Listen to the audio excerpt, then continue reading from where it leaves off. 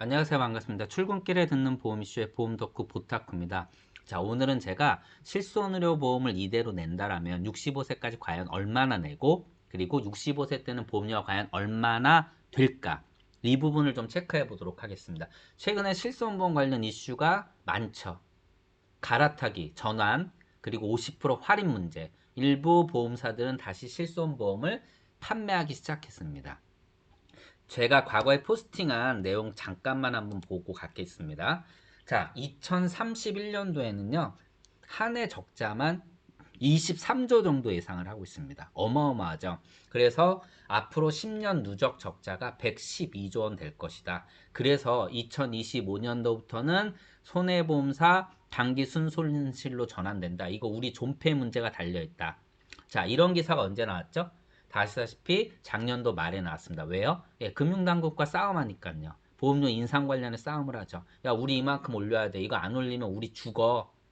야, 웃기지 마. 야, 니네 팔아놓은 책임을 다 국민들한테 보험료 인상으로 전가시킬 거야? 이런 식으로 싸웠고, 결국은 어떻게? 예, 1, 2세대는 16%, 3세대는 8.9% 인상으로 예, 맞췄습니다.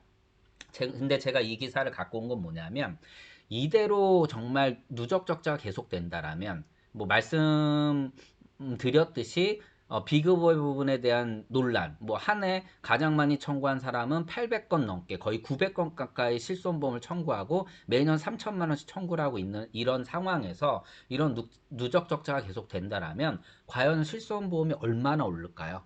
상상을 초월할 정도로 오를 것입니다. 그래서 이대로 오른다라면 80세 때 뭐 보험료, 월보험료, 실손만 100만 원도 넘을 것이다. 뭐 이런 얘기까지 나오고 있습니다. 그래서 오늘은 이 부분 관련해서 제가 간단하게 러프하게 자료를 만들었어요. 제가 지금 해외에 있습니다. 27일 동안 지금 해외에 있고요. 3일 후면 이제 한 달이 돼서 들어가는데 그냥 제가 아침에 간단하게 자료를 만든 거기 때문에 이거는 정말 이해를 돕기 위한 참고 자료로만 활용하시면 됩니다. 뭐 아시다시피 환경이 부족하다 보니까 간단하게 빨리 그냥 러프하게 계산한 거고요. 일단 한번 보겠습니다. 1, 2세대, 3세대 가입 시기 가입자 수 나오고요. 자, 중요한 건 보험료 두 가지를 제가 갖다 놨거든요. 하나는 생명손해보험협회에서 나온 자료, 하나는 한 보험사에서 나온 자료입니다. 굉장히 차이가 많이 나는 걸 보실 수 있을 거예요. 이렇듯 실손의료보험은요, 가입 회사별로 다르고요. 그리고 가입 회사의 상품별로도 다릅니다. 우리가 그냥 자동차 보험 생각하시면 됩니다. 똑같은 자동차에 똑같은 사람이 타는데 회사별로 다르잖아. 이는 자사손해율을 쓰고 있기 때문에 그럴 수밖에 없는 게 자기네들이 갖고 있는 통계 자료를 반영해야 되고 이를 통해서 보험료를 산정해야 되기 때문에 이런 식으로 이제 보험료가 나타납니다. 결국은 저는 생명보험협회 자료를 기반으로 해서 오늘 이 자료를 작성했습니다. 여기서 이제 절대 우리가 오해하지 말아야 될 게 이건 정말 단순 자료고요. 제가 어떤 기준으로 반영을 했냐. 첫째, 생명보험협회에서 나온 보험료 기준 40세 남성 보험료고요. 그 다음에 65세까지 얼마나 내느냐를 계산을 할 때 손해율을 반영을 한 부분은요. 어떻게 반영을 했느냐. 최근 4년 평균 손해율을 반영을 했고 1, 2세대는요. 3세대는 최근 2년 평균 손해율을 반영을 했습니다. 이렇게 반영을 해서 계산을 했습니다. 그래서 65세까지 얼마나 내느냐? 손해율을 반영 안 하면 1,400만 원, 860만 원, 430만 원 냅니다. 부담 안 되겠죠.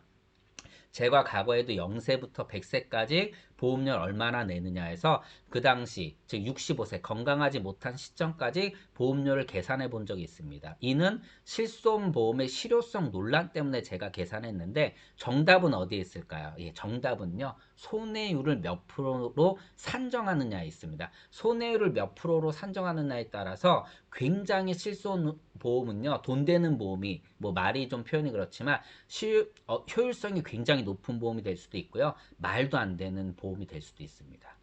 예, 그렇기 때문에 결국은 손해율이 어떻게 산정이 되느냐가 이 보험료에 대한 기준, 즉 실손의료보험의 실효성의 논란을 잠재울 수 있는 키포인트가 되는 거죠. 그래서 제가 이렇게 손해율을 반영을 했더니 어떻게 나옵니까? 1세대는 6,100만원, 2세대는 3,700만원, 3세대는 800만원이 나옵니다.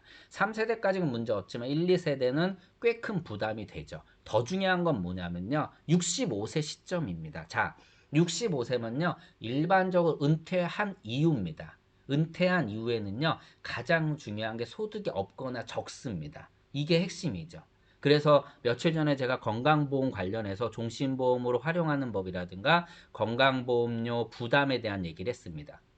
아시다시피 피부양자 조건이 강화되는 부분이라든가 보험료가 올라가는 부분이라든가 건강보험 재정 관련해서 얘기를 하면서 뭐라고 얘기를 했냐면 은퇴 이후에 은퇴 자금으로만 살아가는 분들이 건강보험료가 엄청나게 부담을 줄 수 있다는 말씀을 드렸거든요. 그것처럼 이때 이 보험료가 물가를 반영하면 분명히 지금의 50만 원은 아니지만 은퇴 이후에 소득이 없거나 적을 때 이 보험료를 낸다라는 건요. 굉장히 부담스러운 일이죠. 정말 부담스러운 일이죠. 그런데 일반적으로 통계적으로 보험이라는 건 이렇게 제가 확률을 함부로 대입하면 안 되겠지만 65세 이후에 건강하지 못한 시기가 됩니다. 대한민국은 2000년대 이후부터요. 평균 기대 수명 증가의 60%를 누가 지금 반영하고 있냐? 65세 인구가 반영을 하고 있어요. 굉장히 중요한 거죠. 다시 말씀드리면 그만큼 의학 기술이 많이 발전되고 있고 65세 이상 노인의 인구의 이제 수명이 증가하는 것 때문에 대한민국 기대 수명이 엄청나게 증가하고 있다는 얘기입니다. 이는 무엇을 의미하냐면요. 다시 말씀드리면 유병 기간이 길어진다라는 거고요. 65세부터 정말 보험이 필요하다는 얘기입니다. 그런데 세금은 계속 부족해지고 있죠. 자, 건보제정도 반은 세금 갖고 쓰거든요. 이런 것들이 나중에 다 결합이 된다라면 여기에 적용이 된다라면 결국 개인보험의 중요성은 엄청나게 높아질 수밖에 없거든요. 자, 그렇다면 이때 실손보험의 필요성은 훨씬 더 증대될 것입니다. 그런데 과연 이 보험료를 낼 수 있느냐? 자, 기초노령연금 물론 부담이지만 늘어나고 있어요. 조금씩은 물가를 반영해서 뭐 사실 물가를 반영하면 이게 실제 늘어나는 건지는 모르겠지만 기초노령연금이 갑자기 중단된다? 그러면 대한민국 노인 자살률이 급격하게 증가합니다. 그분들은 그 몇십만 원 때문에 목숨을 부지할 수 있을 정도로 그분들한테는 큰 돈이죠. 예, 제가 뭐 늘 강의 때도 말씀을 드리지만은 자, 만 원짜리 조카들한테 뭐 소위 말하면 꼬라봅니다. 예, 5만 원은 줘야 인정받거든요. 돈의 가치라는 게 그런 거죠. 근데 노인분들은 5만 원이라면 일주일을 살아갈 수 있는 돈이 될 수도 있어요. 물론 아름다운 은퇴를 준비하신 분들도 있고 이렇지 않은 은퇴를 준비하신 분들도 있지만 제가 드리고 싶은 말씀은 돈의 가치라는 거는 재정 상황에 따라서 가장 크게 바뀐다라는 것이죠. 그래서 내가 1억을 갖고 있을 때의 돈과 내가 100만 원을 빌릴 때의 돈은 다른 겁니다. 이게 개인의 재정 상황이라는 거거든요. 그래서 은퇴 이후에 결국은 보험료를 내는 거는 절대 쉬운 일이 아니다라는 것이죠. 그래서 이때 우리가 체크해야 될 포인트는 뭐냐면 실손보험 갈아탄다 이 얘기를 왜 하냐? 당연히 여러 가지 이유가 있지만 가장 큰 건 이제 보험료가 부담이 되는 거예요. 그리고 매스컴이 이제 흔들죠. 그리고 더 중요한 건 형평성 문제가 있죠. 결국은 이 형평성 문제를 4세대 실손으로 해결하기 위해서 나온 건데 결국 나는 보험금을 청구하지도 않는데 보험료 왜 이렇게 올라? 뭐 아시다시피 1년에 보험금 청구 가장 많이 한 게 뭐 3천만 원이라고 말씀드렸고 800회 넘게 청구를 했다라고 말씀드렸지 않습니까? 1년 한 해만. 예, 1년 동안만. 예, 이런 식으로 형평성 문제가 나타나다 보니까 예, 보험을 갈아타려고 하는 건데 핵심은 보험료라는 것이죠. 어, 자, 보장이 아무리 좋아도 보험료를 못 내면 의미가 없는 거잖아요. 그죠? 근데 정작 필요할 때 이렇게 높아진 보험료를 낼 수 있을까? 그러면 정말로 이건 굉장히 극단적인 거지만 제가 지금 이야기하고 있는 부분을 관철시키기 위해서 제가 편파적으로 이야기하는 거라고 말씀드릴 수 있는데 이런 논리로도 우리가 생각해 볼 수가 있는 거죠. 65세까지는요 아프지 않았어요. 보험료 6천 냈다고 칠게요. 65세부터 보험 필요한데 아프기 시작하는데 이 보험료를 못 낸다. 자, 이게 가장 큰 거죠. 이게 갱신형, 비갱신형 보험의 논란 문제도 잠재울 수 있는 키포인트인 거고요. 즉, 보험료 납입 여력이라는 거. 이게 가장 중요한 거죠. 보험은 유지되어야 하는 상품이기 때문에. 그래야 보험 혜택을 볼 수 있는 거기 때문에 그렇거든요. 자, 갱신형, 비갱신형 보험도 산술적으로 따져보면요. 결국 물가 상승률이 몇 프로냐가 답을 가릅니다. 근데 이거는 우리가 어떻게 예측할 수 있어요? 뭐 제가 늘 강의 때도 말씀 1988년도 국민연금 만들 때 뭐 네 급의 3%만 줘.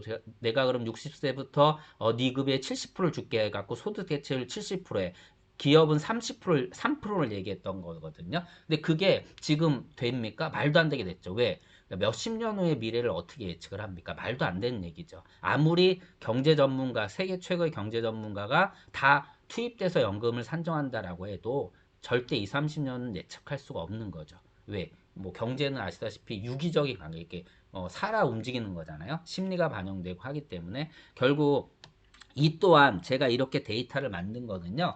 말도 안 되게 나중에 변할 수 있습니다. 근데 확실한 거는 지금 이대로 방치하면 보험료는 엄청 오를 것이다. 그럼 과연 이 보험을 내가 정말 필요할 때 유지할 수 있을까 없을까? 그래서 제가 오늘 되게 극단적으로 설명을 드렸지만 이 갈아타기, 실손 갈아타기에 소비자들의 니즈를 제대로 파악을 해야 된다는 거죠. 미래 재정 상황이라든가 또는 현재 납입 부담이라든가 그리고 보험의 유지에 좀 초점을 맞추는 것이 컨설팅에는 저는 가장 중요하다고 보거든요. 그래서 이 부분을 좀 말씀드리고자 오늘 이 주제로 좀 얘기를 해봤습니다. 자, 다시 한번 말씀드리자면 굉장히 러프하게 산술적으로 계산한 거기 때문에 그냥 이해를 돕기 위한 내용으로만 좀 들어주시고요. 제대로 소비자분들의 현재 납입한 보험료라든가 회사별 손해율 이런 것들을 감안을 해서 컨설팅을 하실 때 사용하시면 좋으실 것 같습니다. 오늘은 이렇게 마치도록 하겠습니다. 고맙습니다.